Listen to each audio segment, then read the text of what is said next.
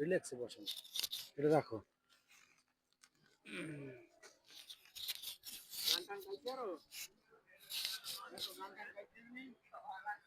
তোমার নাম কি ভাইয়া?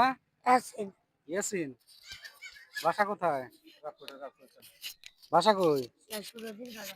হ্যাঁ, নদীর ঘাটে শেষপুর। এই নদীর ঘাটে। হ্যাঁ, 3 দিন হয়েছে। 3 দিন।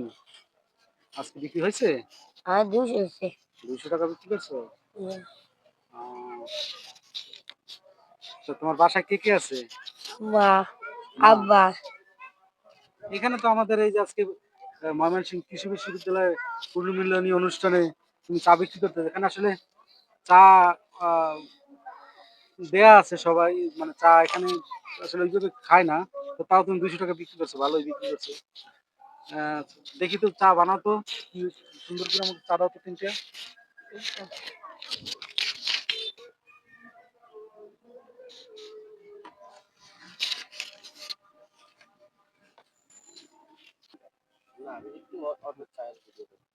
চা খামো ওই তুমি টুকটাক আলাপ করবো আবার।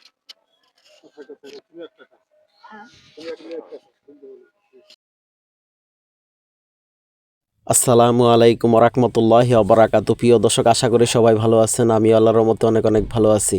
তো আজকে একটা নতুন ধরনের ভিডিও নিয়ে চলে আসলাম। আমি আছি এখন বাংলাদেশ কৃষি বিশ্ববিদ্যালয় ময়মনসিংহ। তো ভার্সিটির ভিতরে হঠাৎ করে হাঁটতে হাঁটতে দেখলাম ইয়াসিন নামের এই ছেলেটি চা বিক্রি করতেছিল।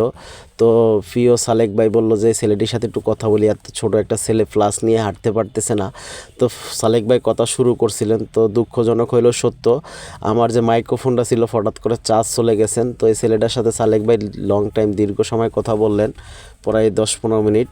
তো কথা শেষে যা বুঝতে পারলাম, এই ছেলেটা আসলে খুবই অসহায়, খুবই অমানবিকভাবে তারা জীবনযাপন করতেছেন। আসলেই ছেলেটার পড়ালেখা করার প্রবল ইচ্ছা আছে, কিন্তু তাও ছেলেটা আসলে পড়ালেখা করতে পারতেছে না, কারণ তার বাবা রিক্সা চালক। তার বাবার আরও মানে তার ফ্যামিলিতে আরও সদস্য আছেন, অর্থনৈতিকভাবে তারা খুবই দুর্বল। তো এই ছেলেটার প্রবল ইচ্ছা শক্তি আছেন পড়ালেখা করার। সে বলতেছে যদি কেউ আমাকে পড়ার দায়িত্ব নেয়, কেউ যদি আমাকে পড়াইতে চায়, আমি অবশ্যই পড়বো। ছেলেটা খুব মেধাবী। তো ছেলেটার বয়স 8 থেকে 9 বছর বয়স। এই বয়সে সে চা বিক্রি করতেছেন। তো সকাল থেকে ঘুরে 200 টাকার চা বিক্রি করেছেন, এখন বাজে 3টা, লাঞ্চ টাইম পড়ায়। তো যাই হোক, ছেলেটাকে আমিও চা খাইলাম, আমরা 3 জনে চা খাইলাম, ছেলেটাকেও চা খাওয়াইলাম। তো ছেলেটাকে আমাগো অ্যাবিলিটি অনুযায়ী কিছু অর্থনৈতিকভাবে সাহায্য করার চেষ্টা করলাম। হৃদয়বান ব্যক্তি যদি এই ছেলেটার দিকে এগিয়ে আসেন, হয়তো এই ছেলেটার ভবিষ্যৎ উজ্জ্বল হবে। কেউ যদি চান তাকে সাহায্য করতে, অবশ্যই ডেফিনেটলি করতে পারে।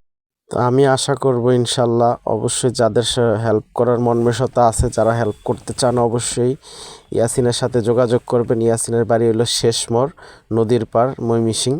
তো অবশ্যই ডেফিনেটলি ইয়াসিনের সাথে যোগাযোগ করবেন। শিক্ষা জাতির মেরুদণ্ড। তো এই ধরনের ছেলেরা যদি এইভাবে চা বিক্রি করতে থাকে যে ঘরে ঘরে, হয়তো আমি সবাইকে সাহায্য করতে পারবো না বা সবাইকে ক্যামেরায় নিয়ে আসতে পারবো না, কিন্তু আমার উসিলায় যদি এই ছেলেটা উপকৃত হয়, তাহলে সমস্যা কোথায়? তো আমি এই চিন্তা করি ভিডিওটা বানানো। তো যাই হোক, এই ভিডিওটা আসলে মূল উদ্দেশ্য হলে ছেলেটার যদি উপকৃত হয় আমার মাধ্যমে, তো আপনারা এই ভিডিওটা বেশি বেশি করে শেয়ার করে দিবেন, ইয়াসিনের যাতে উপকৃত হয়, ইয়াসিন যাতে লাভবান হয় ইনশাল্লাহ।